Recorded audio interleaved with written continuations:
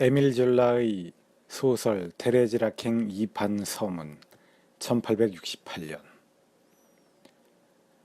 나는 이 소설에 서문이 필요하지 않을 것이라고 생각할 정도로 단순했다.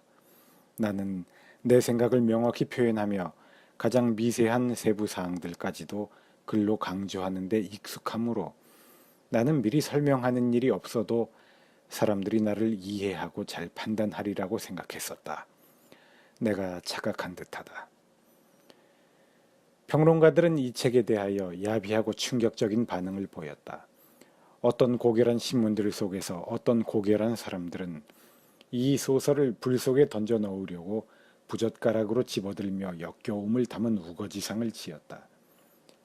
심지어 구석방이나 거실의 잡담들을 옮기는 비주류 평론들조차도 코를 막으면서 더러움과 악취를 이야기했다. 나는 이런 반응에 대하여 불평하는 것이 아니다.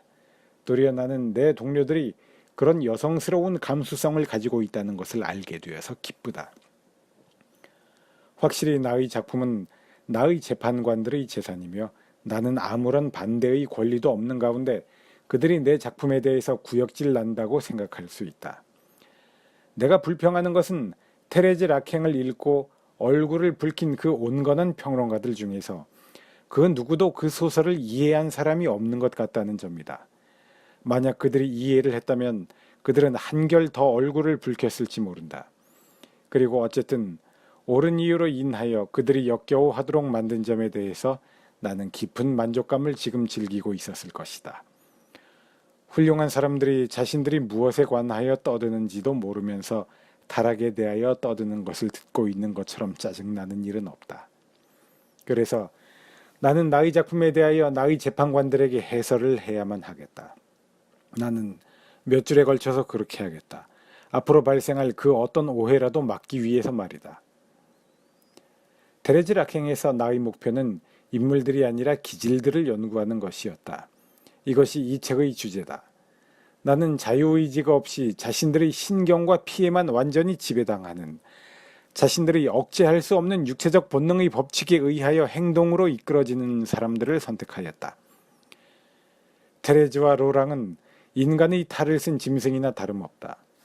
나는 그들의 욕정의 탈선된 작용, 그들의 본능이 강제하는 바, 어떤 신경의 위기에서 초래되는 정신적 불균형을 통하여 이들 동물들을 추적하고자 하였다.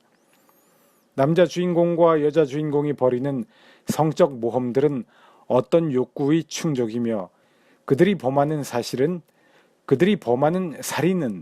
그들의 간음의 귀결, 마치 늑대가 양의 도사를 받아들이는 것처럼 그들이 받아들이는 귀결이다. 그리고 그들이 느끼는 가책은 사실 하나의 생물학적 혼란 상태, 즉 극한의 긴장에서 초래된 신경체계의 거부 반응이다. 영혼은 완전히 부재하도록 나는 의도했다. 이 정도면 내 가장 첫 번째의 그리고 으뜸가는 목표가 과학적인 종류의 것이었음이 명확해지기를 바란다. 나의 두 인물, 테레즈와 로랑이 만들어졌을 때 나는 그렇게 하는 자체의 흥미를 위하여 스스로 문제들을 설정하고 그것들을 풀었다. 나는 두 개의 다른 기질들 사이에서 발생할 수 있는 신비스러운 이끌림을 설명하려 하였으며 신경과민적 본성에 접촉된 다혈질적 본성이 보이는 깊은 혼란을 표현하였다. 만약 이 소설을 주의 깊게 읽는다면 각각의 장들이 어떤 기이한 심리학적 욕구에 대한 연구임을 알게 될 것이다.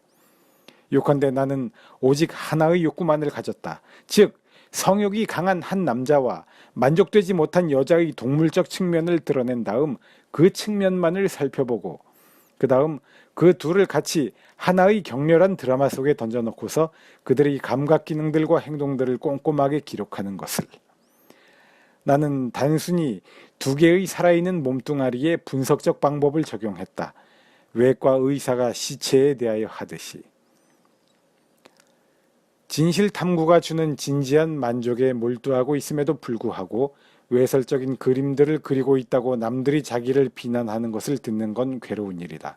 나는 어떤 성적 느낌도 없이 누드를 모사하고 있음에도 불구하고 그들의 작품 속 육체들이 실감나게 그려졌다고 하여 평론가로부터 비난을 받고서 놀라는 화가 같은 입장에 나 자신이 처해 있는 것을 발견했다.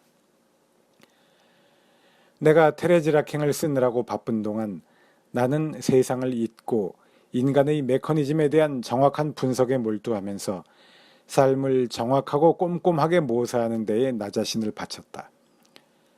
테레즈와 로랑의 격렬한 성적 관계가 나에게는 전혀 부도덕한 의미를 지니지 않았으며 사악한 욕정들의 탐닉을 조장하기 위하여 계산된 것은 전혀 없다. 자기 앞에 사지를 뻗고 있는 알몸의 여자를 놓고 있지만 오직 여자의 형태와 색을 진실되이 묘사하는 데에만 신경을 쓰는 화가에게 그렇듯 모델들의 인간적 측면은 나에게 존재하지 않았다.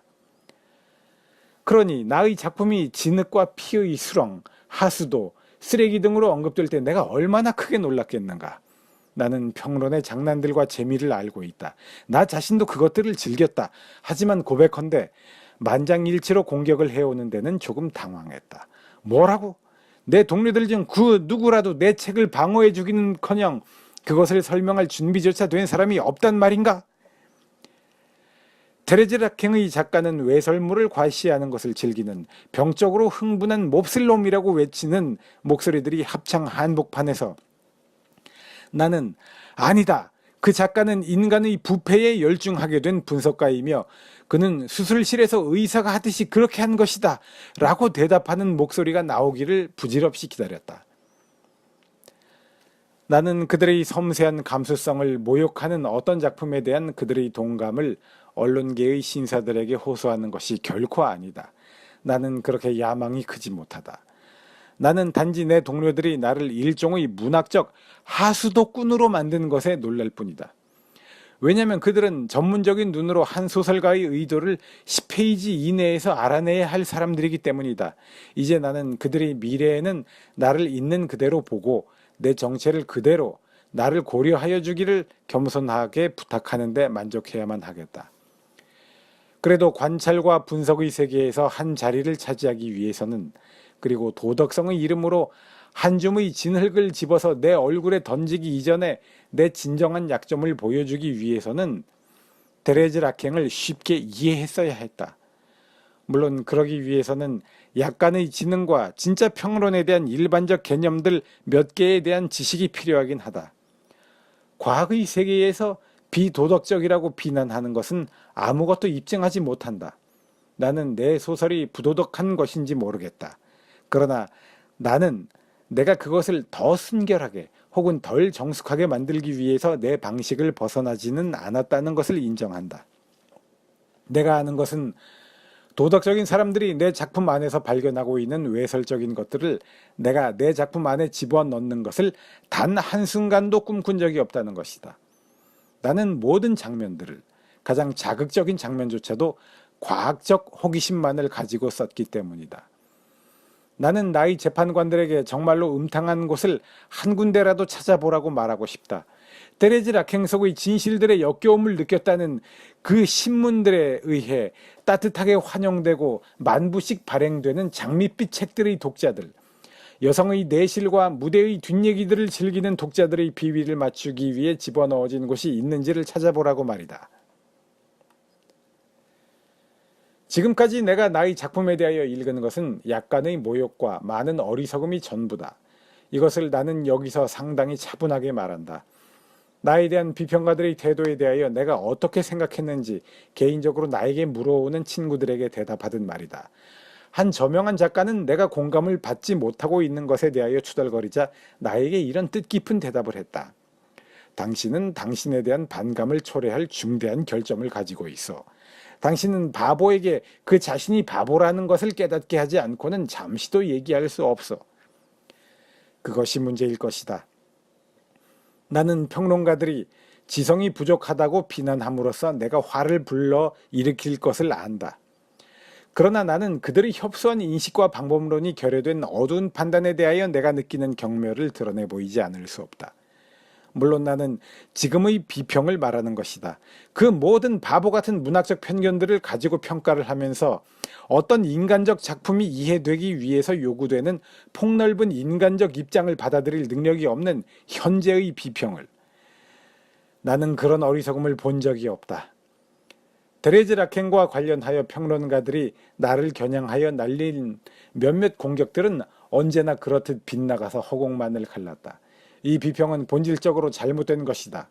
그것은 어떤 짙게 화장한 여배우들이 경박한 행위들의 갈채를 보낸 다음에는 어떤 생리학적 연구에 대해서는 비도덕적이라고 목소리를 높이고 아무것도 이해하지 못하고 아무것도 이해하려 하지 않는다. 그러나 그것의 어리석음이 두려움을 느끼거나 공격을 지시할 때는 언제나 정면 공격한다.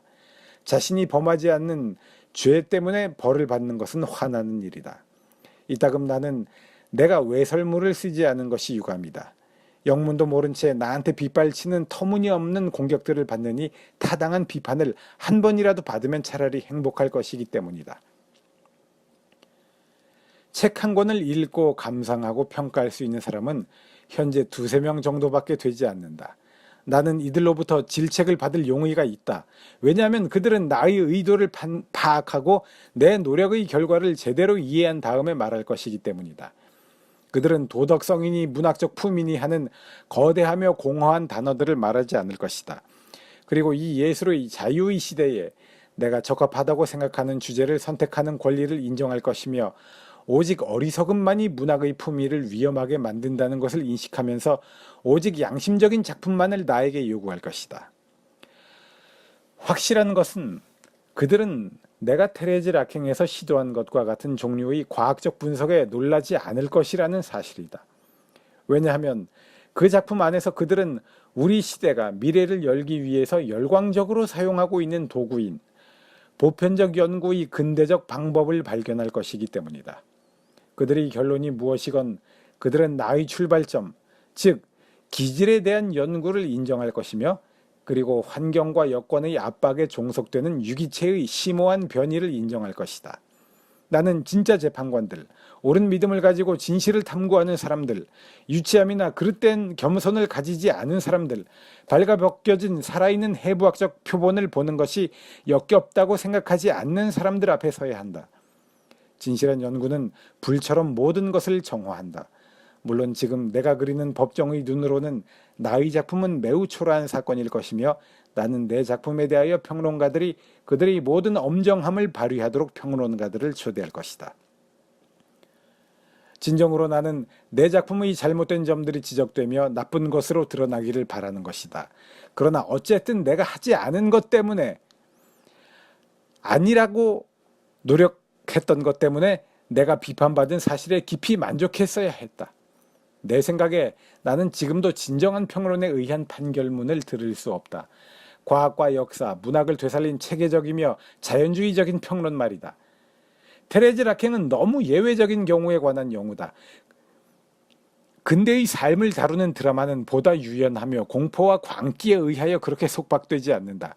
그런 경우들은 책에서 보조적인 위치로 격화되어야 한다. 자신의 관찰들 중 어느 것도 희생시키지 않으려는 작가의 욕구는 그로 하여금 모든 세부 사항들을 다 강조하게 만들었고 그것이 전체에 한결 더 많은 긴장과 거북함을 부여하게 되었다. 게다가 그 스타일은 분석적 소설이 요구하는 단순함을 결여하고 있다.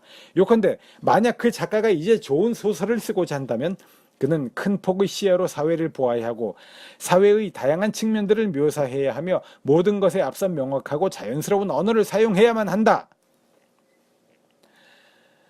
나는 잘못된 믿음에 의한 순박함을 가지고 나를 성가시게 만드는 공격들에 대답하는 여러 줄의 글을 쓸 작정이었었고 이제 내가 나 혼자만의 수다에 빠져 있다는 것을 깨닫는다. 내가 펜을 손에 너무 오래 쥐고 있을 때 언제나 생기는 일이다.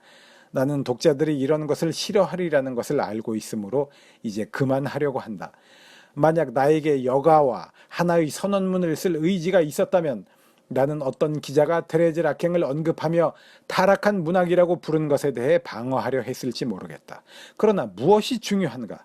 나도 그것에 속해 있는 영예를 가진 자연주의 작가 집단은 스스로에 대한 방어를 포함하고 있는 강력한 작품들을 생산해낼 충분한 용기와 힘을 가지고 있다.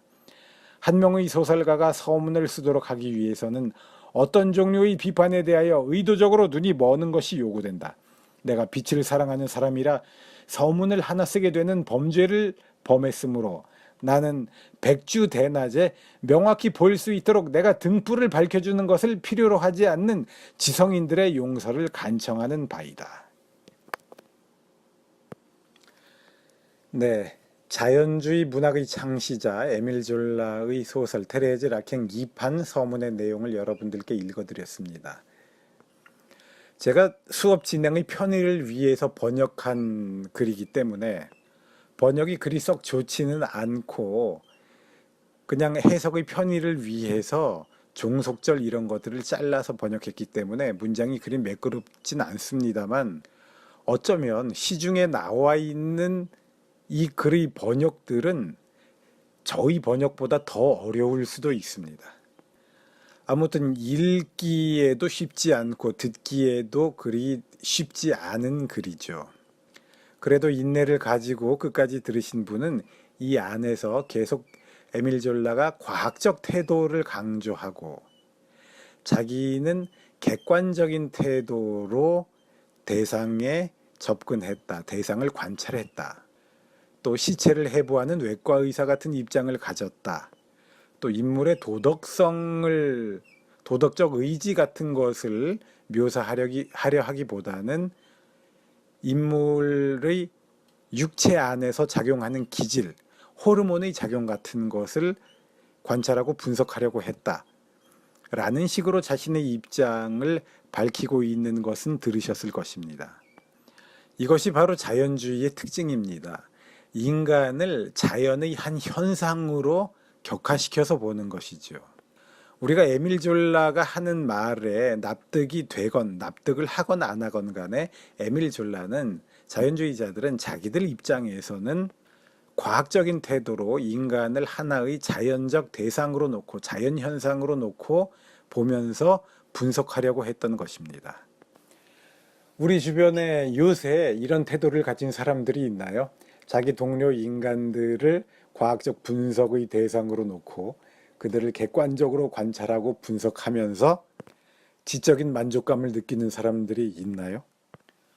혹은 도덕적 의지나 대의 명분 같은 것에 의하여 행동하려고 하지 않고 오로지 자기 자신 안의 호르몬의 작용, 신경계의 작용에 의한 본능에만 따라서 행동하는 사람들이 우리 주변에 있나요? 지금 당장 제 주변에 있지는 않지만 저는 이 두 가지 종류의 인간들을 본 적이 있기는 합니다. 지금 우리가 자연주의라는 문예사조에 대한 이해를 가진 다음에 그들에 대해서 생각을 해보면 그들은 참으로 자연주의적인 인간형이었던 것 같습니다. 오박사의 공연예술 이야기 78회였습니다.